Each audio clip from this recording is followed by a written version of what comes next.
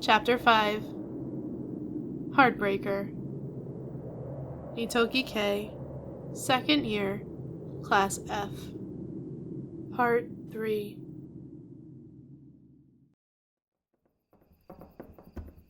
Nagi and this Echoes guy let us out of the lecture hall. "Go straight home," Nagi insisted. "I have to give the key back," I said sullenly. I wasn't finished sulking about not getting an explanation. "Maybe I'll report you." "Whatever," Nagi said airily. "What's wrong with you?" I retorted. "What makes you think you have to be personally responsible for everything? Can't you just let things be?" Now, Committee President," Saotome-kun said, patting me on the shoulders. "But," I insisted. But Saotome-kun was completely calm, the exact opposite of my state of mind. He spoke to me like he was soothing a fretful baby. "There's nothing you can do. Kirima-san has things she needs to do." It was like he knew what those things were.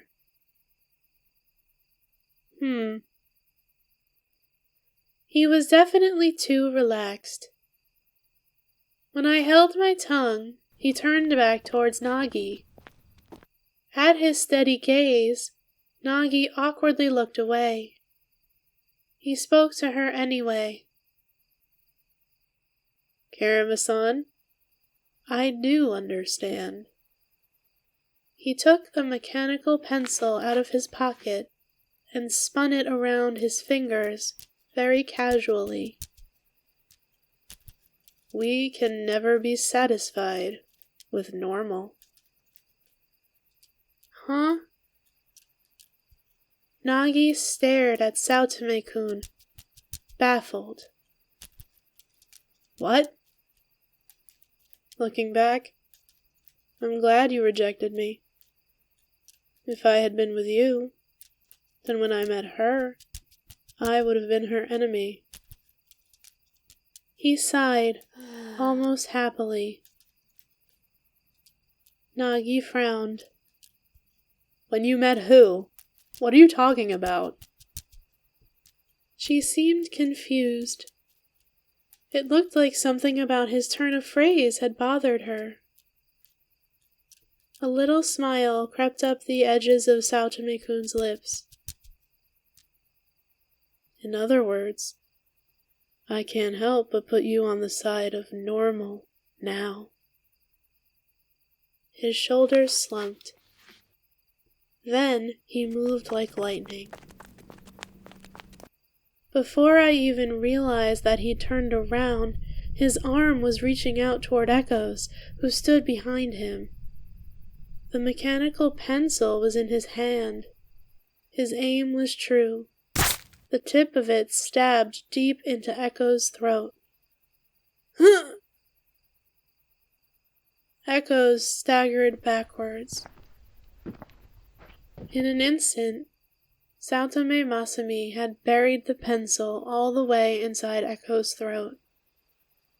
Then he turned his attention back towards Nagi. "Now you are our enemy." A shadow fell toward us from above. We all looked up and saw a person dropping down from the school roof. Someone I knew. Yurihara Mineko. She was looking right at Echoes. Falling on him. No, attacking him.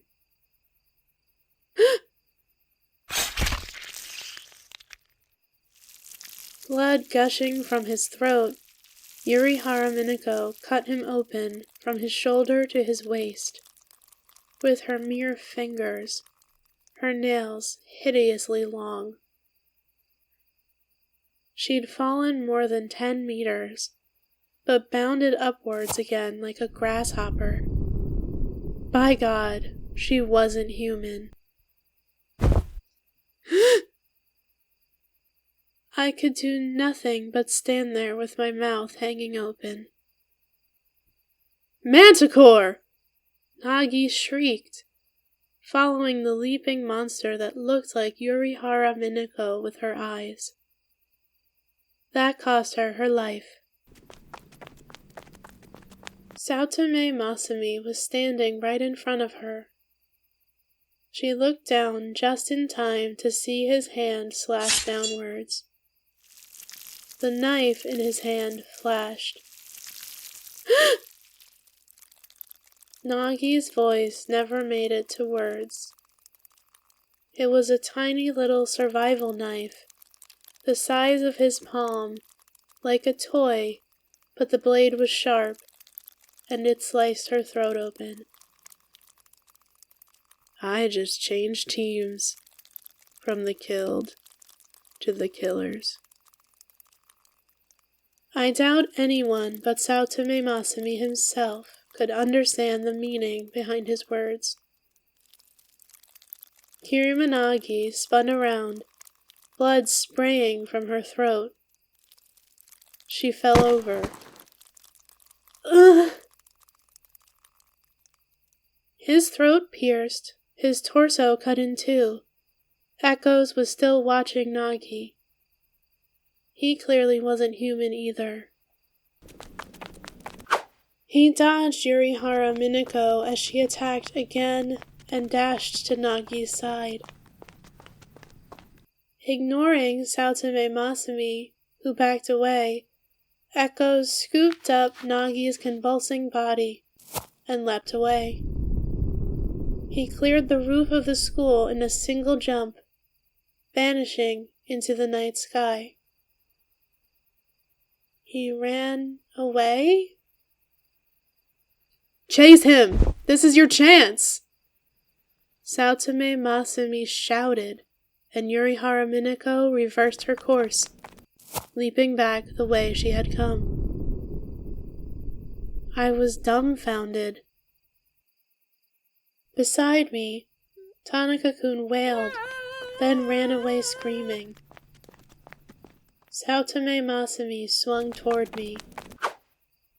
I was frozen stiff, and I couldn't move a muscle. He laughed. His smile was exactly the same as it had been a moment before, back when he was on our side. But this boy had just killed another human being. My knees rattled. I was shaking with fear. To be honest, the plan was for Kirimanagi to kill me here. But, oh well. This way was pretty fun, too. He said, grinning, like everything was normal. I could get addicted to doing things myself, he commented, walking towards me, moonlight glittering off the knife in his hand.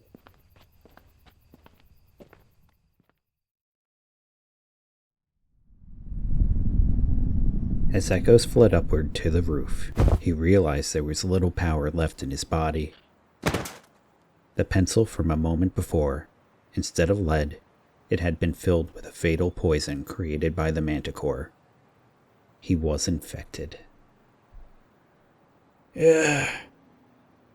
He quickly pulled the pencil out of his throat, but it was too late. His feet and hands felt numb. Injuries that his massive regenerative powers should have healed instantly showed no signs of improving. But what had happened? That boy was the Manticore's ally? He hadn't been brainwashed. Echoes was sure of that. But why would a normal human be working with a monster? Echoes glanced down at Nagi. She was no longer breathing. Her pupils were dilated, nothing reflected in her eyes. Her lips were half open, a stream of blood flowing out of them.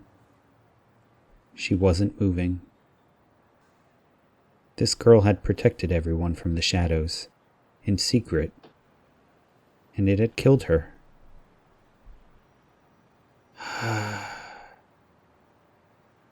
Echo stared down at her ashen face. Which is it? He wondered inside, but only Kamikshio Naoko could answer. And sadly, she was gone.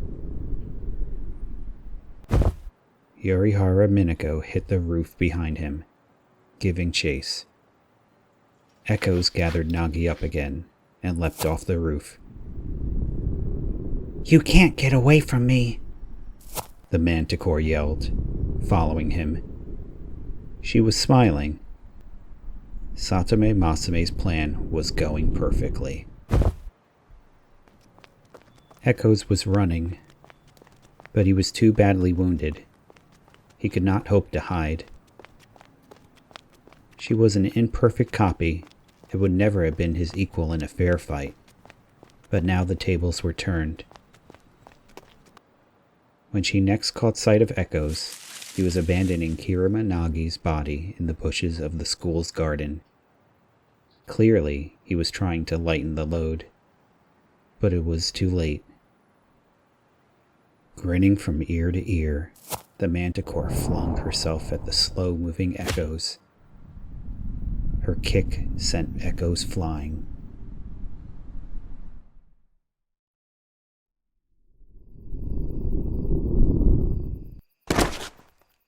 There was a low thud from the school garden.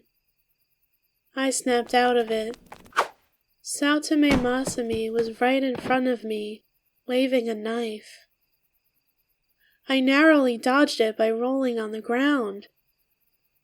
I got my feet up from under me and tried to run, but my right foot slipped and I fell again. I looked down. My hands were resting in a pool of Kiriminagi's blood. Ah! And at last, I was able to scream. Satome Masami came after me. I tried to spin around. My fingers touched something. It gleamed. It was the stun gun that Kiriminagi had dropped. I snatched up the weapon. Ugh! Satome Masami scowled. Stay back! I pointed the weapon in his direction and squeezed the switch-like thing on the side. With a crackle, fireworks spat off of the tip, but they were only a few centimeters long. It was but a tiny little light, and it didn't look at all threatening. Satome Masami smiled coldly. What are you going to do to me with that? That kind of weapon can't kill anyone. What are you people? That Yorihara Minako thing. What is it? She is Yorihara Minako. But she is not Yorihara Minako. The original is dead.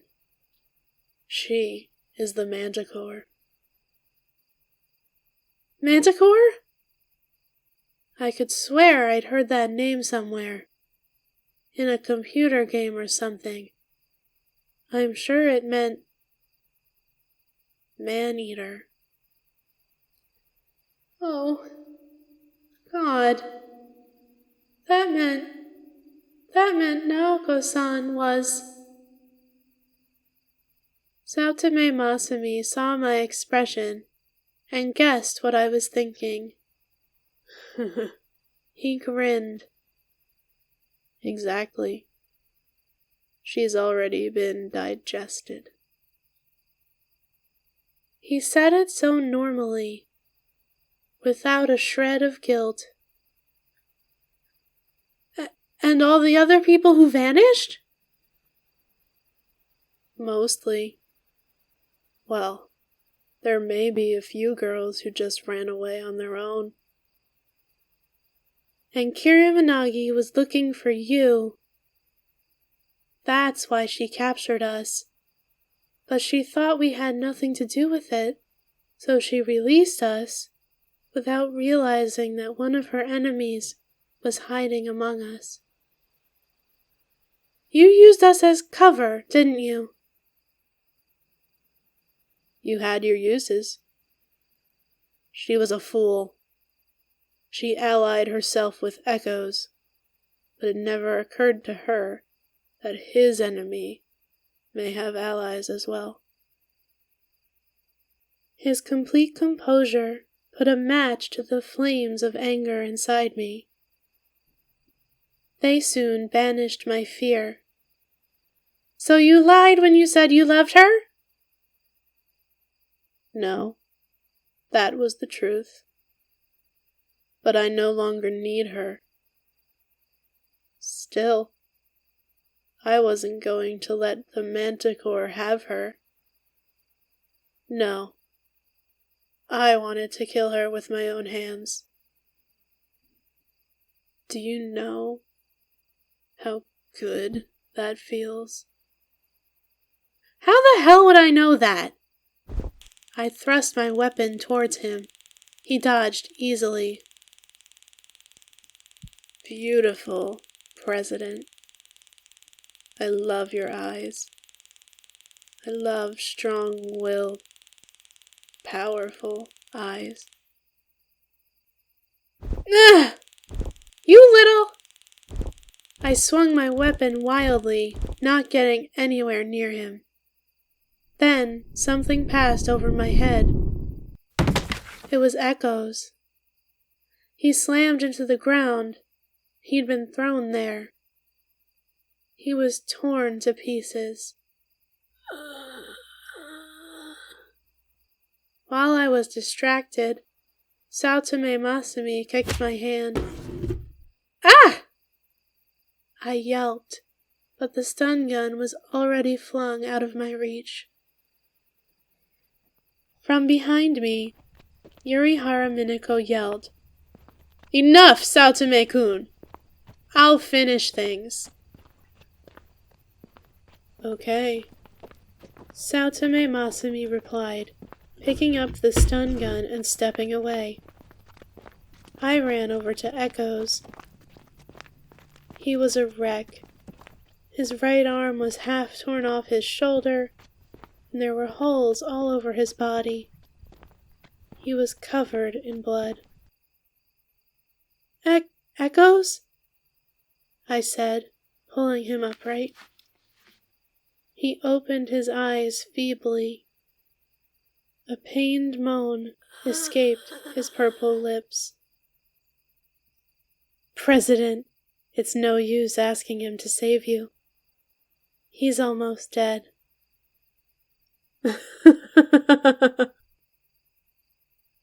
That wasn't so hard. You might even have been able to win without any tricks, Saotome Masumi said, evidently enjoying himself. I never thought he would be this weak, the Manticore replied, amused. I'm sure he used to be stronger. I glared at her. You aren't human! You're both devils!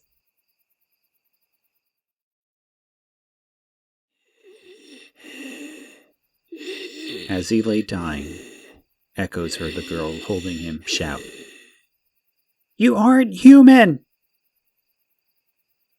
Not human. She meant that they weren't fit to be called human. He still didn't understand. Which were humans?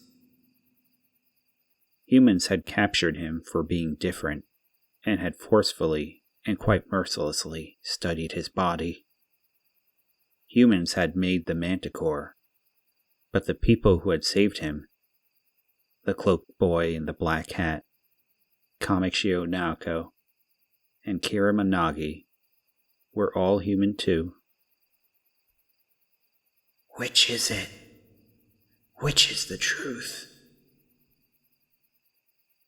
Ha ha ha. You are stupid, aren't you? The manticore laughed, mocking the girl. I never was human, and Satomi-kun is nothing like you foolish humans. Devils? Fine with me. I think I like being called a devil. You will be destroyed, the girl shouted back, not at all cowed. I will die here, and so will this man, but there will be other people who will stand in your way. No matter where you hide, there will be people who can't ignore the distortions in the world that you're trying to create. And you will be found again, just like Kirimanagi found you. Big tears were running down her cheeks. She was sad. Because she was about to die? Then why was she holding him so tightly? It was as if she was protecting him from the manticore, like Kamikshio Naoko had when she found him wounded in town.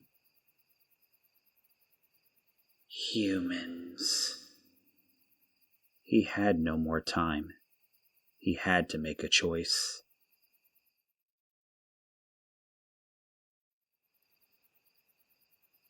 Like Kirimanagi? The manticore chuckled. I think I'll be her next. Huh? I didn't know what she meant. I had to ask. What do you mean? Just that I'll change from Yurihara Minako into Kirimanagi. At first, I couldn't comprehend this. My mind went blank. Then, I was horrified. What? She's an ideal specimen. She's crazy, so nobody will say anything if I behave a little oddly. She's rich and has a vast information network set up. It's perfect.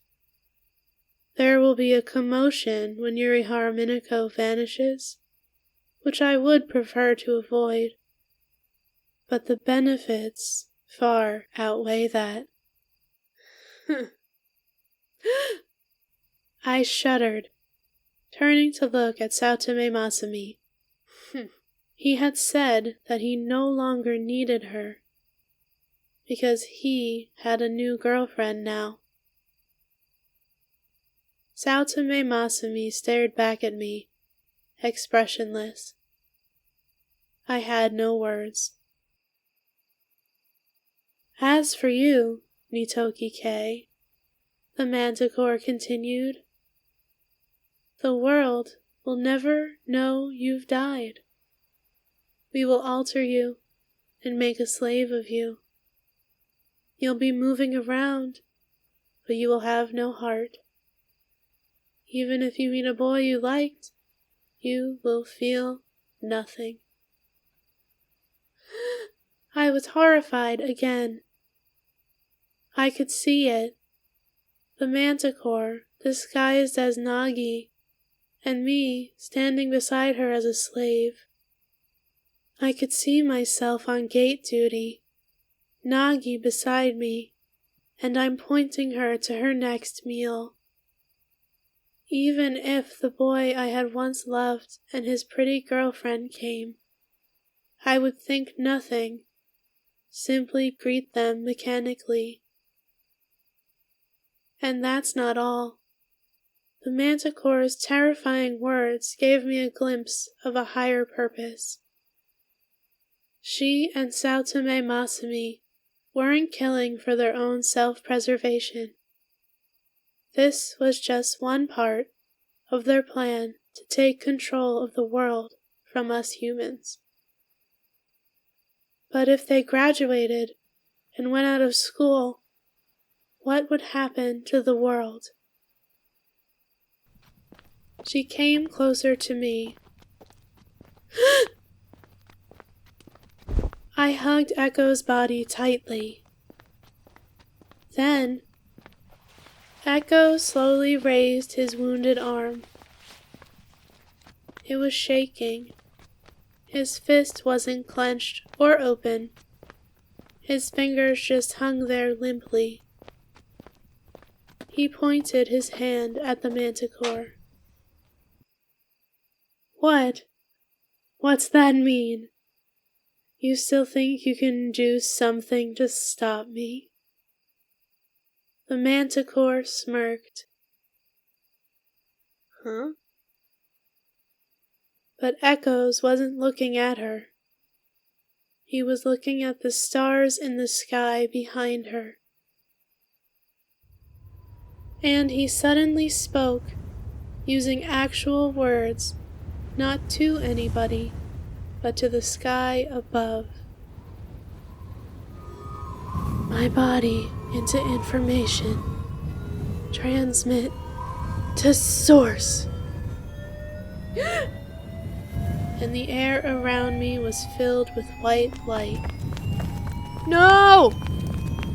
Saltaman!